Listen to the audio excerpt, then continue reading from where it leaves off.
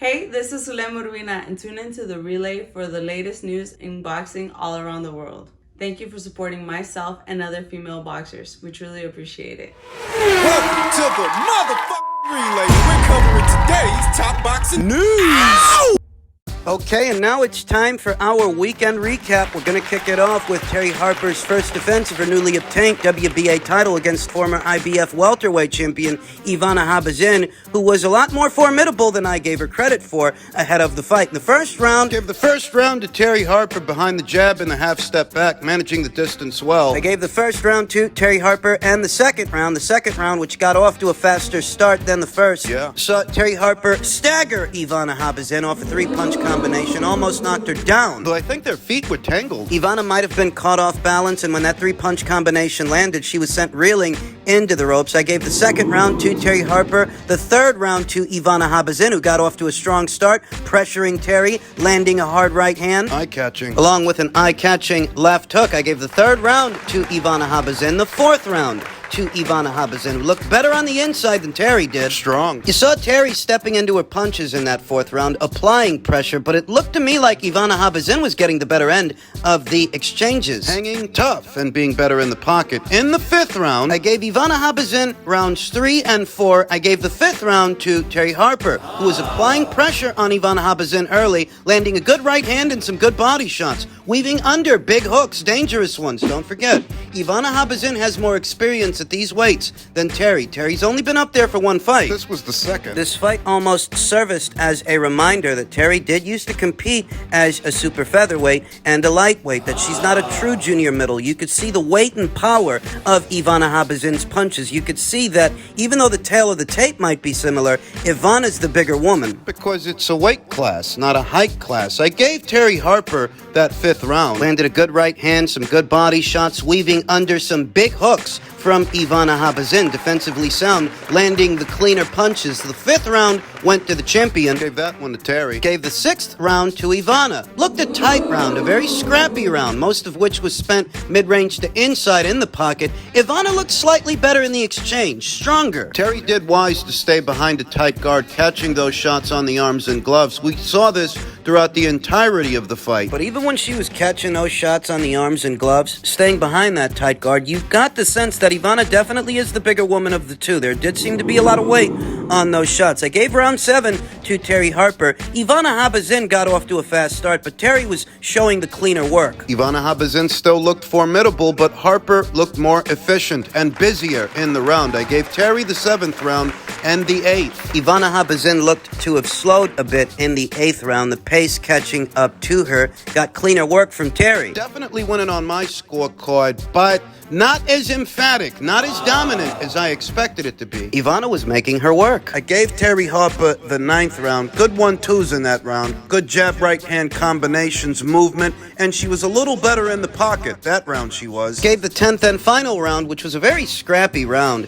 to Terry Harper, but you were seeing the cleaner work, the cleaner shots from Terry. Looks to have been a 7-3 to 8-2 kind of fight in favor of Terry Harper for my money. Rounds 3, 4, and 6 were Ivana Habazin's best rounds. So as stated, it wasn't the emphatic victory for Terry that I expected it to be. She didn't exhibit the dominance that I had forecasted. She definitely won the fight. Yeah. Terry's best punches are her straight punches, and what we saw in this one is as she steps into her jab and steps into the pocket, Ivana was giving us some problems. Terry was definitely the faster fighter of the two, but that speed was best exhibited behind the straight shots and behind the jab, while Terry was moving in the pocket. Things were a little bit more even between them, where Terry might have a speed advantage. Ivana Habazin, she seems to have a power advantage, her being the naturally bigger and more experienced woman. At these weights, you could see the weight of her punches, even when they were blocked. More of a hard day's work than I expected, though. I am reminded that initially,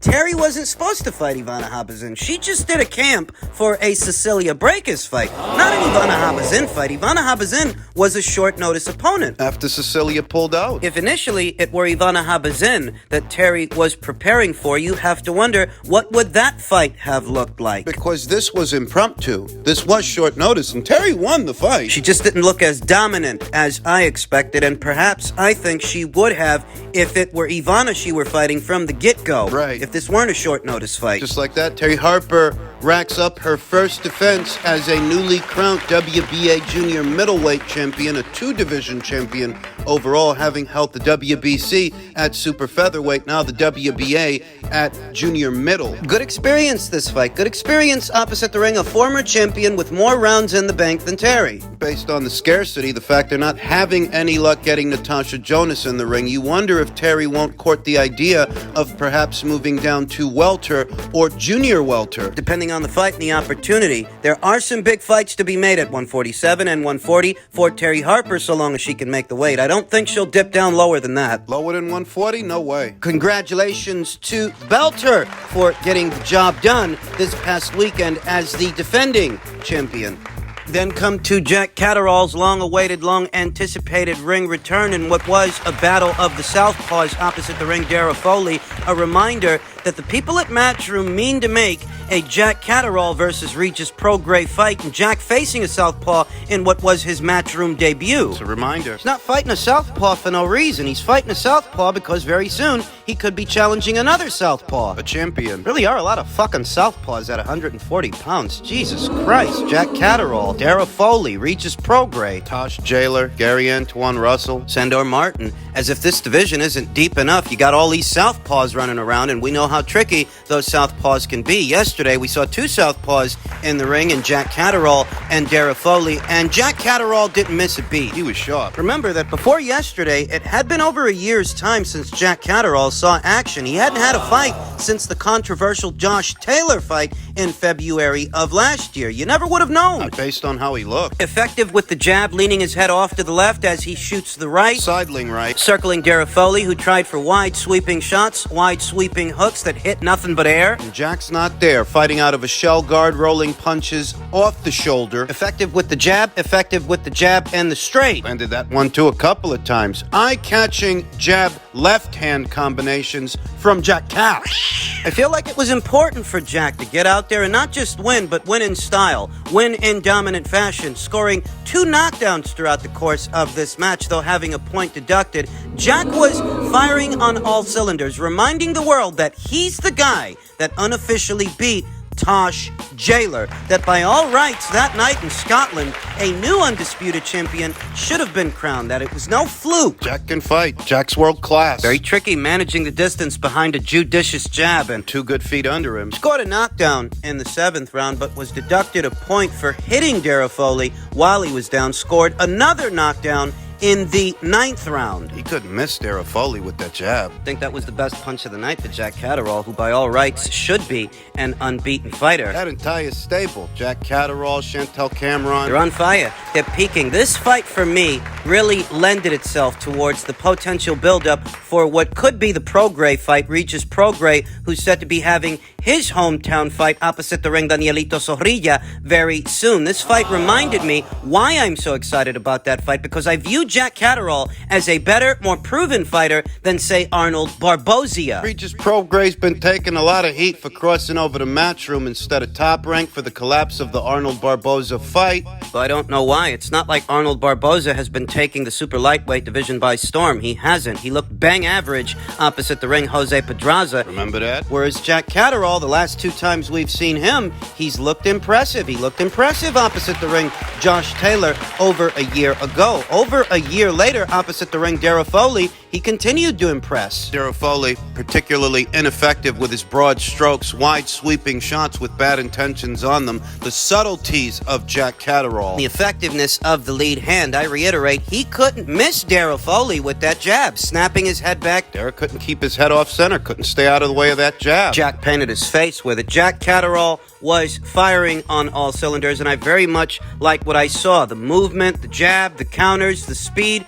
and the intent. It wasn't a flat performance at all. Jack fought with inspiration, which gets me excited about a potential Regis Prograis fight down the line later on this year. Another battle of the Southpaws. Jack's a really good boxer, really good fighter. The equalizer, however, is that so is Regis Prograis with big power, a big punch, perhaps one of the biggest punches in the entire super lightweight division. That is, this guy lands his shots, he's gonna take something out of you. Round by round, he's gonna break you down. Can Jack have the success with Regis that he had with Josh Taylor over a year ago? Circumstances are slightly different. Regis hasn't been struggling to make 140 pounds like Josh has. Not as injury prone. We know that Josh Taylor has suffered 1 or 2 or 3 injuries the last couple of years. Based on what I saw, this could be very competitive, this potential matchup between Regis and Jack Catterall. Now it's up to Regis to take care of business and hang on to that green belt, hang on to that WBC title so he can then defend it against Jack. He's got a fantastic jab. Both Regis and Jack fight out of a shell guard. They both have good jabs. What separates them is power. Punching power. Regis is by and large a bigger puncher than Jack, but Jack being as defensively sound as he is, will he be there for the punches? Will he be there for the shots? Jose Zepeda was, and he's a southpaw. He's got power too, and you see what Regis Prograis did to him. Still edge Regis Prograis to win the fight, but Jack's display yesterday makes it exciting. Could make the fight competitive. Congratulations to Jackcat.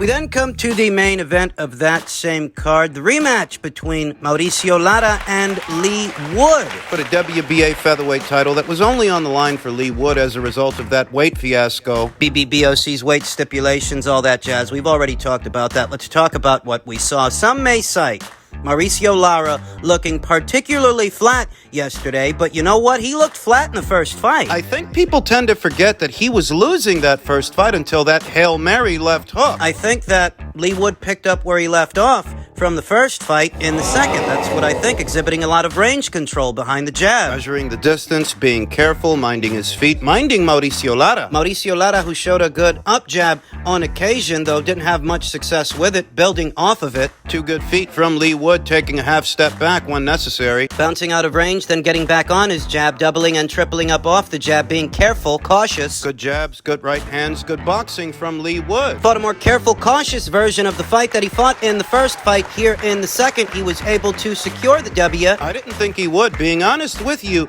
I thought he was going to get knocked out again. I picked Lara to knock him out the first time. I thought he'd do it again in the second. In the second fight, but as stated, the rule of thumb is rematches are often won by the fighter that can make the most adjustments. And ahead of the fight, I told you, that's Lee Wood more than Mauricio Lara. Mauricio Lara stays in character, fight by fight, whereas Lee Wood, he's more the boxer than the puncher. Thus more capable of making adjustments, and as stated, rematches are often won by the fighter that can make the most adjustments. Though I thought this weekend's fight would be the exception to the rule. I didn't think it was going to work out for Lee Wood. Managing the distance and bouncing out of range, careful not to engage Mauricio Lara in the pocket. Keep him missing. Trying for punches and big leaping left hooks, big shots. Lee Wood was very effective in picking his battles, scoring a second round knockdown off a peach of an uppercut. Fantastic start to the second fight. Great situational awareness from Lee Wood. 2 good feet under him. Great movement from Lee Wood, who kept Mauricio Lara on the move, trying to pin him down, unable to set his feet to get off big punches and draw power from the ground up. Lee Wood boxed smart. Somewhat taller and longer than Mauricio Lara, staying just out of striking distance because he can afford to. He's the taller guy with the longer arms. He can touch him with those jabs safely. Just outside of striking distance for Mauricio Lara, but not outside of striking distance for Lee Wood. I thought that Mauricio Lara not having to make featherweight would result in a more energized and more invigorated Mauricio Lara that would try a little harder, try for bigger shots, but I think, to Lee Wood's credit, he did make that difficult for him by bouncing out of range as often as he did, moving lateral and keeping that jab in Mauricio Lara's face to where he can't build any momentum. It's not that different from what we saw the first time. He wouldn't engage Mauricio in the pocket where Mauricio is most dangerous. You know, when he got knocked out off that left hook, that was mid-range to inside as they went to trade left hooks. Mauricio's found a home. That's how he knocked Lee Wood out. Distance and spacing were pivotal towards securing the W in this fight for Lee Wood. Careful not to engage Mauricio in the pocket the same way that he did the last time. Always maintaining a bit of space between them. Room to work and room to get get out of trouble if he lunges forward. An excellent exhibition of tactical boxing, clean boxing, and a credit to Ben Davison. He got Lee Wood through the Kansu fight, got him through the Mick Conlan fight, and here he is again, getting him through the Mauricio Lara rematch. Cerebral fight fought at a steady pace. Lee Wood in control of the tempo the entirety of the fight. Lee Wood is some fighter, I'll tell you, and he drew a good-sized crowd for this thing. To their heart's delight, he made it to the end. He is now a two-time featherweight champion. Just boxing smart. I saw some comments after the fight. Some people that might think that Mauricio Lara lost this fight more than Lee Wood won it, but I disagree. Lee Wood was winning the first one. This was just the first fight over again without the big left hook. Congratulations to Lee Wood. That featherweight action elsewhere in Ireland. Luis Lopez, the Road Warrior and reigning IBF featherweight champion, successfully defended his title against Olympian Mick Conlan. Stopped him in the 5th round. Things were shaking, rattling, and rolling in the men's featherweight division yesterday. Felt like things got off to a fast start between Mick and Luis. In a contest that only lasted 5 rounds. In that first round, a lot of punches got thrown. Mick Conlan taking a half step back, looking to maintain distance, exchanging blows with Luis Lopez, who was looking to get mid-range to inside on Mick. Mick, the taller and longer fighter of the two, in a wide stance, shooting shots. Shooting counters, and Luis Lopez, the shorter, stumpier fighter with the lower center of gravity, trying for big hooks. Confident in his power. Confident that he could stop Mick. Mick got off to a decent start in that first round. Decent in second, too. More fundamentally sound than the unorthodox, albeit very athletic, Benau, Luis Lopez. Had some success off a barrage of punches in the 4th round flurries. You got the sense that Mick Conlan, he can't keep this up. He can't keep up this pace, and it's starting to feel like it's only a matter of time before Luis lands big, and we saw that in the 5th round. Mick might be the taller, longer guy, but he's not the bigger puncher. Best bet towards a victory would be outmaneuvering Luis Lopez, outboxing him to a points decision. Now, that's a tall ask for 12 rounds. See, Mick didn't make it out of the 5th. I think he was engaging Luis Lopez a little bit too much in that round. Maybe he felt the need. He's got to assert himself. He's got to fight this guy off. Because he can't keep him out. Luis Lopez, the more unorthodox, unconventional fighter, had the shorter hooks mid-range to inside. Plan was to put the squeeze on Mick, apply a lot of pressure, cause that guy to fade down the stretch, and we saw that. They knew ahead of time he ain't got the best gas tank. Maybe making this weight for Mick Conlan, who has very generous physical dimensions for a featherweight. Maybe it's taking something out of him to where he's leaving it in the gym. Fades down the stretch, don't take the best punch. Can make the weight, but is he making it match fit? Approximately 1 minute into the 5th round, Mick Conlan decides he wants to step into his shots and trade with Luis Lopez in the pocket, pays for it off a very short counter, very short punch. Ball goes flying and the fight is over. Luis Lopez is amassing quite the resume. Gabe Flores. Unbeaten Gabe Flores, a former champion in Josh Warrington, now an Olympian in Mick Conlan. Luis Lopez is amassing quite the resume, and he retains the red belt, the IBF title in the men's featherweight division. This basically gives Top Rank 2 of the 4 titles, 2 of the 4 champions at this weight, making a unification match between Luis and Robeisy Ramirez. It's an easy fight to make. Reigning WBO champion Rotisserie Ramirez, newly obtained WBO title. I gotta give Luis Lopez his flowers. He's amassed quite the body of work so far, though I'd be lying to you if I told you that I liked his chances against Robeisy if and when the time comes for those 2 champions to meet. Still a champion here today. Looked the part yesterday in Ireland opposite the ring Mick Conlan. Violent knockout. What you pay to see. Congratulations to Luis Lopez for successfully defending the IBF title.